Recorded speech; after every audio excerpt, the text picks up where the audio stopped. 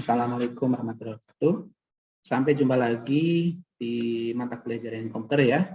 Kali ini kita akan membahas tentang apa itu web server. Jadi mungkin kalau kita sering lihat banyak ya istilah namanya hosting, terus kita di hosting, yaitu aplikasi kita akan dipublish di internet ya. Nah, ketika kita mempunyai sebuah website ataupun apa tertentu yang ingin dipublish di internet, maka nanti kita akan membutuhkan sebuah namanya web server gitu ya. Nah, jadi hari ini kita akan bahas apa itu web server dan apa saja secara konsep, kemudian bagaimana nanti juga mengkonfigurasinya gitu ya, seperti itu. Oke. Nah, harapannya dalam mata kuliah tentang web server ini, Anda harapannya mampu mempunyai konsep kerja web server itu seperti apa, terus kemudian kenapa butuh web server, seperti yang tadi saya sebagai introduction-nya, dan juga bagaimana memahami sebagai konfigurasi web server gitu ya, yang nanti kita akan coba bahas. Nah, adapun materinya kita akan mengenal bagaimana itu pengertian web server, fungsi dan jenisnya yang sekarang ada gitu ya, kemudian bagaimana cara kerjanya, kelebihan dan kekurangan pada web server, kemudian bagaimana kita mengkonfigurasi dalam penggunaan daripada web server itu sendiri gitu ya. Oke. Langsung. Nah, oke. Nah, kalau kita bicara tentang web server, apa itu web server?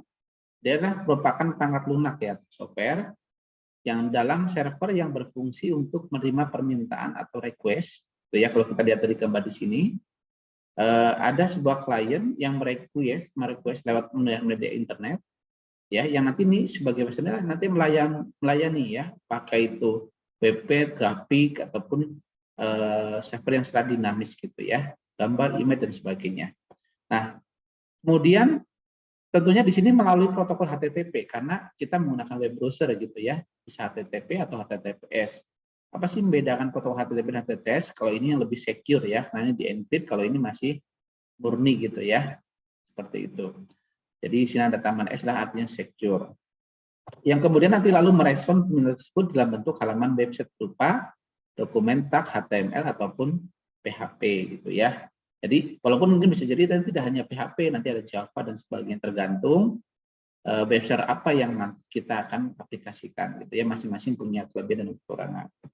Nah, web server di sini juga bicara adalah software yang berfungsi sebagai pemberi layanan kepada web client tadi ya, seperti browser ada Mozilla, Chrome gitu ya, Opera, Safari dan sebagainya, tergantung nanti OS-nya ataupun yang digunakan. Nah, dapat menampilkan halaman website yang diminta. Nah, servernya itu disebut adalah web server gitu ya, server web lah gitu ya, seperti itu.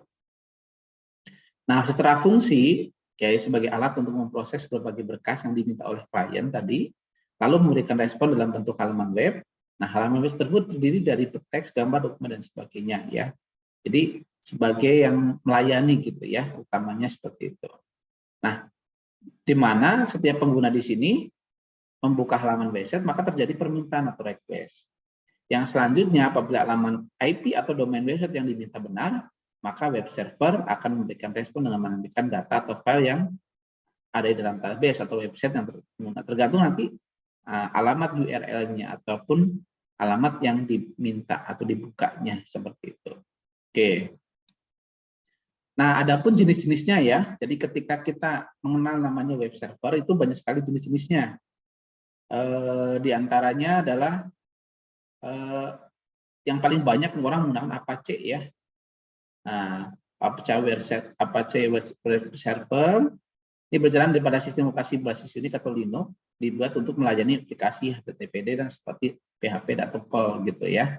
Nah, ini HTTP dan sebagainya juga bisa ya, cuma memang banyaknya basisnya Linux, walaupun memang ada juga Apache yang berbasis Windows ya. Jadi kalau misalkan ada paket aplikasi SAM gitu ya, atau ada WAM gitu, itu sudah aplikasi paketan di sana, adalah Apache-nya, ada database-nya, MySQL dan sebagainya. Nah, itu bisa jalan di Windows, tapi biasanya itu untuk kita mengembangkan sebuah aplikasi, tapi ketika nanti sudah online beneran, biasanya adalah sesuai dengan OS-nya ya, berbasis Unix atau Linux ya. Kemudian juga Apache yang Tomcat Web Server ada ya, dibuat untuk melayani server ya, atau JSP, Java server page. Jadi nanti ke aplikasi Java dia menggunakan Tomcat. Ini Apache tapi jenisnya Tomcat ya. Oke. Terus kemudian ada Ning web server, ini juga sama, sekarang udah banyak sekali. Ini juga banyak yang menggunakan, hampir 15% pengguna web server menggunakan Ning gitu ya. Jadi mendukung sistem operasi Linux seperti CentOS, Debian, Red Hat, Ubuntu.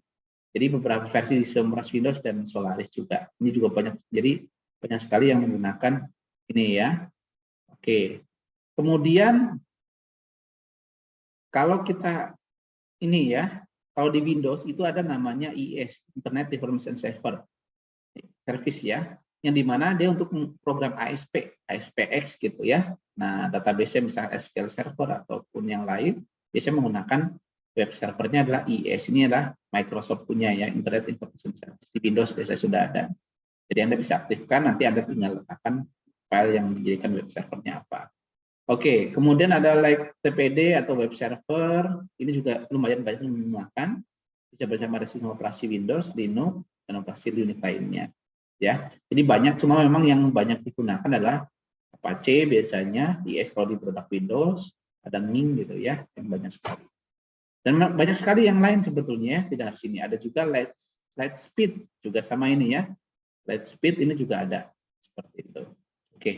Nah, itu cuma ini adalah yang paling banyak digunakan. Seperti itu. Oke. Nah, bagaimana cara kerja web server? Nah, kayak tadi ya. Pertama, kita kan berarti buka dulu browser. Browser itu, kemudian kita ketikkan alamat ataupun request di sini ya, HTTP-nya. Sudah terhubung, maka tinggal butuhkan pencarian pada klien, akan mengirimkan permintaan melalui jaringan HTTP atau HTTPS ya, yang kemudian diproses oleh web server. Ada nggak? Apabila ada yang dibutuhkan terdapat pada web atau alamatnya ada, maka hasil dari permintaan tersebut akan ditampilkan melalui web browser dalam bentuk sebuah halaman website atau konten lainnya ya, tergantung nanti tergantung URL-nya istilahnya, alamat yang dimintakan. Ada nggak tersedia di server nggak? Kalau ada ya akan dimuncul. Kalau tidak, maka nanti data yang dibutuhkan tidak dimiliki oleh web server, maka yang ditampilkan adalah berupa halaman muncul seperti ini, 44 page not found, gitu ya. Oke.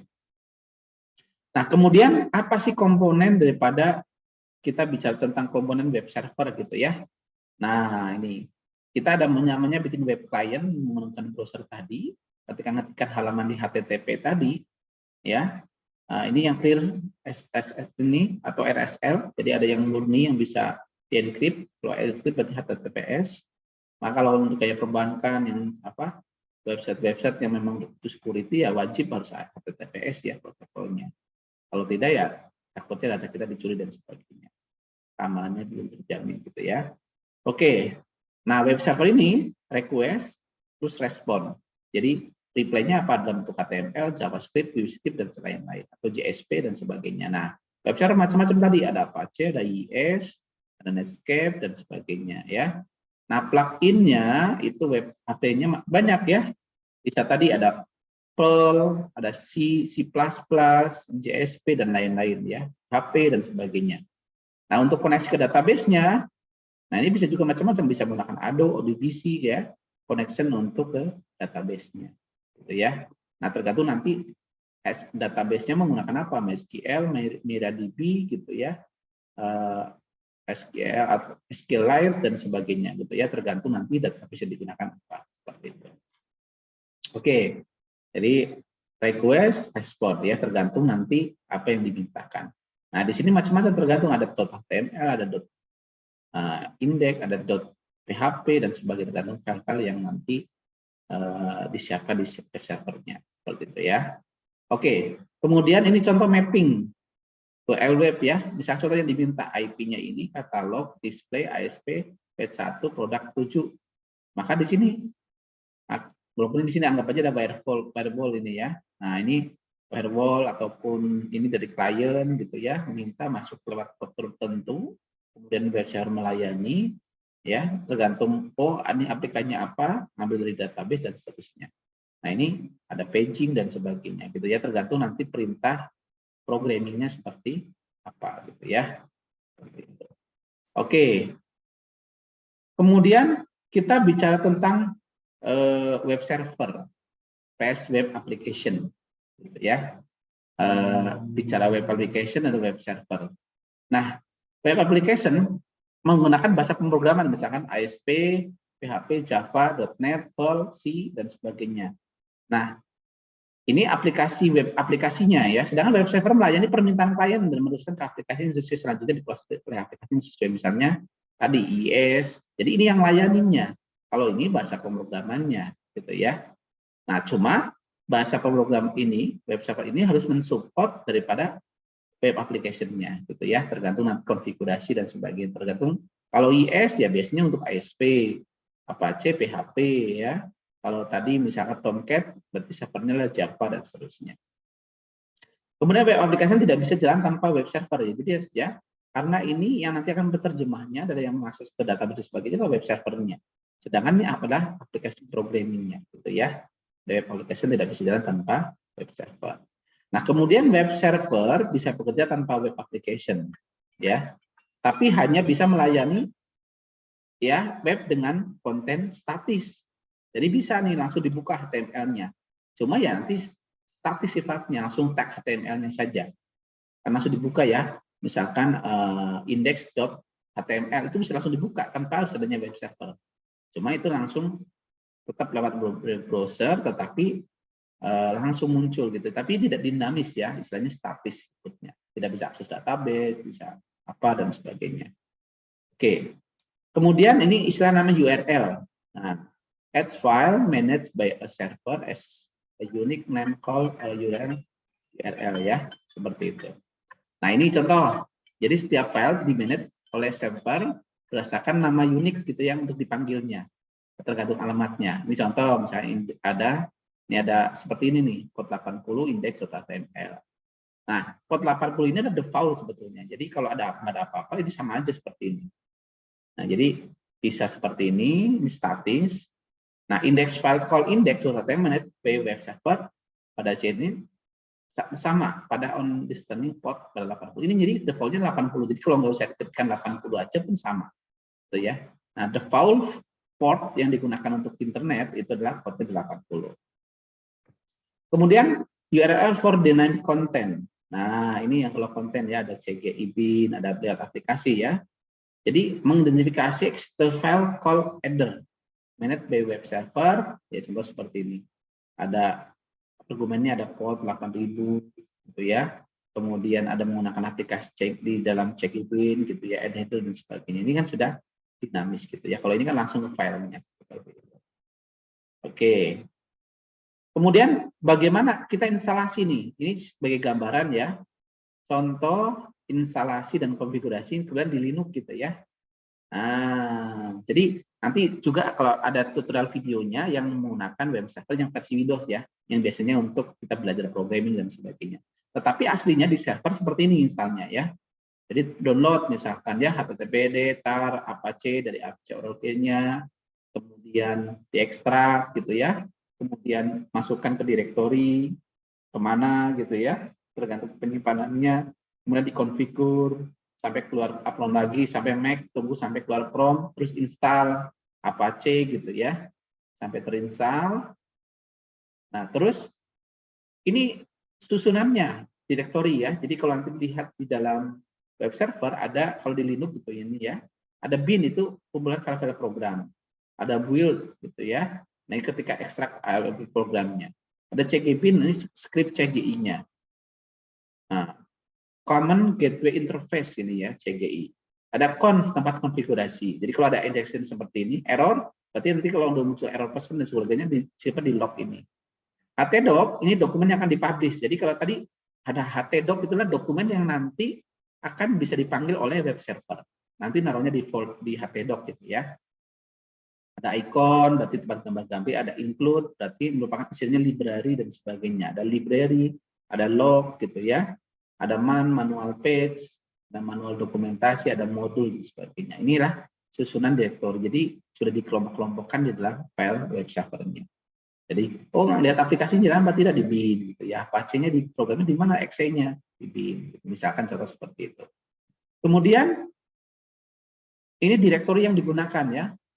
Yang banyak digunakan nanti berhubungan bin, htdoc dan konfigurasi gitu ya, yang nanti kita banyak diotak-atiknya. Oke.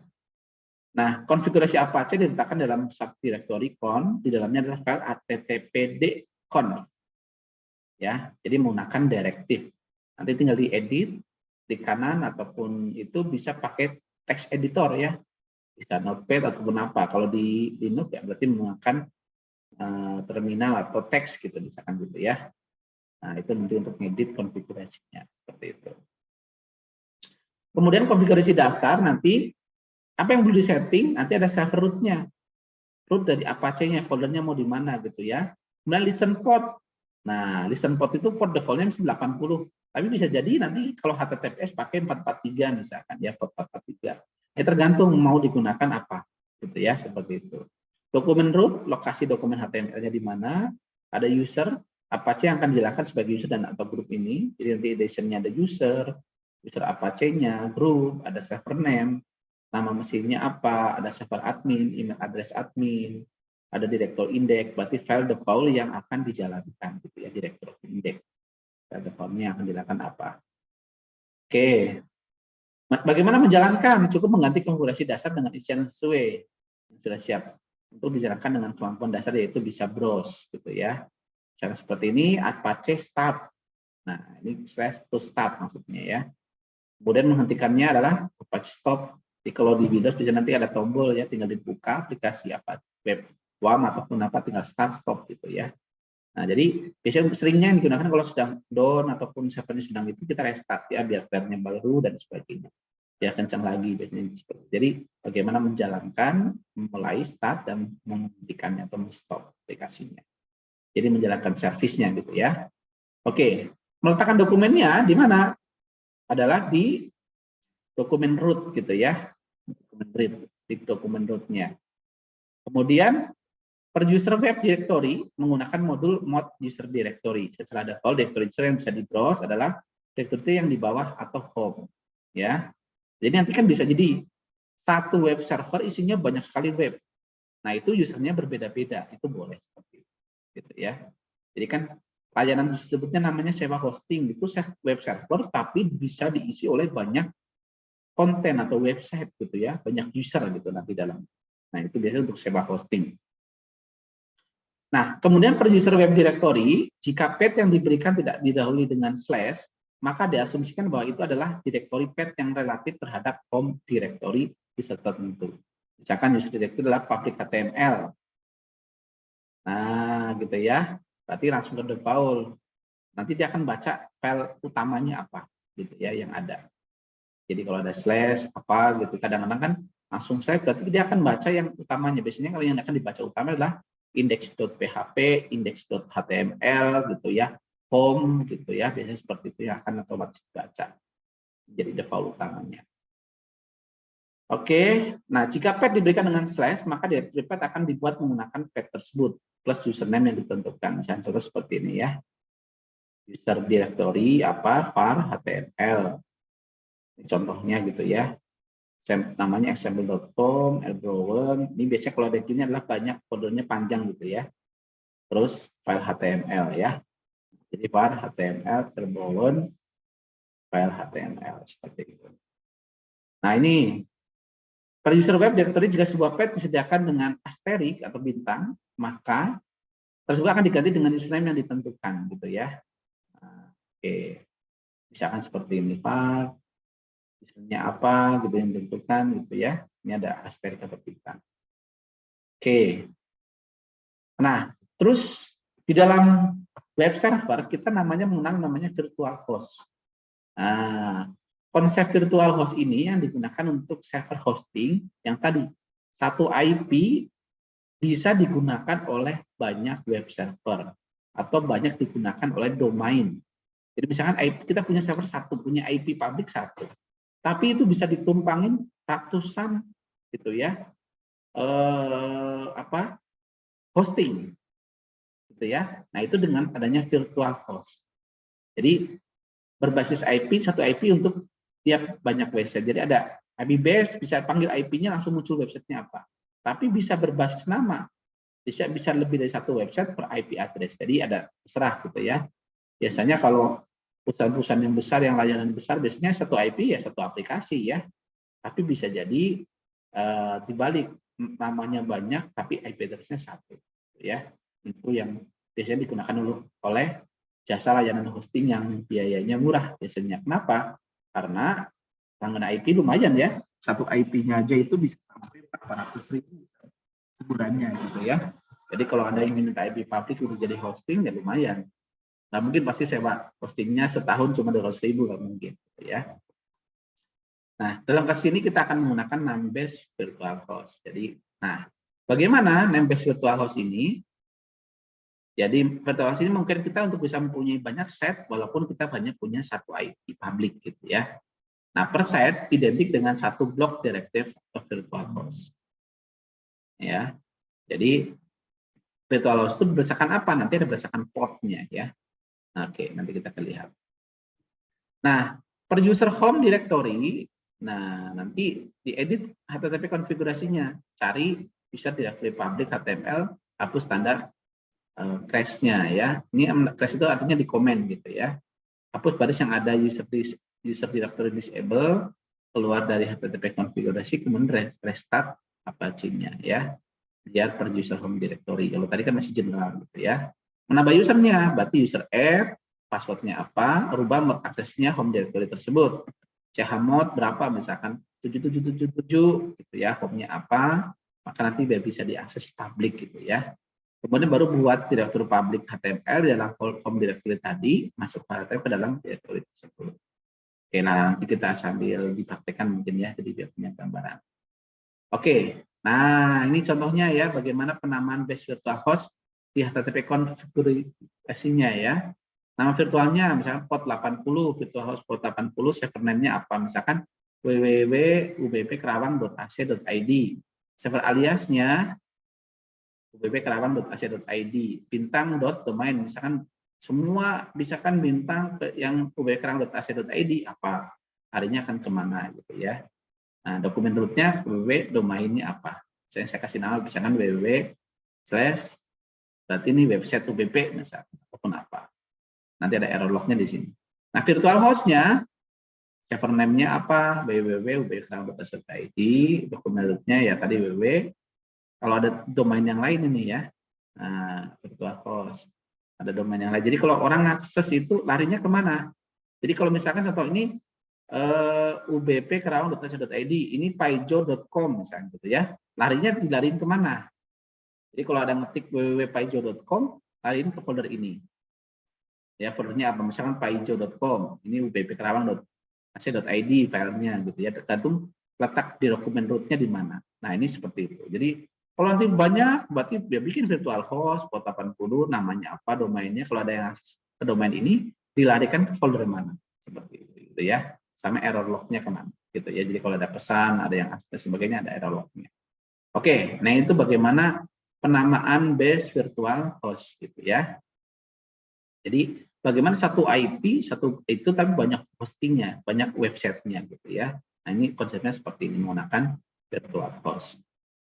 Nah, bagaimana konfigurasinya? Ya kayak tadi ya, server name, server aliasnya apa, dokumen rootnya apa, error lognya mau taruh di mana ya, yang ini contoh yang tadi ini. Oke, itu tentang bagaimana itu web server gitu ya. Sebagaimana sampai konfigurasinya di Linux nanti bisa dipraktekkan untuk yang berbasis Windows ya. Oke, ingatlah ada pesan ini ya, ingatlah kehidupan kampus, ya, ini anak-anak mahasiswa ya. Kehidupan kampus itu dengan terus mengasah, jangan habiskan waktumu untuk berkeluh kesah.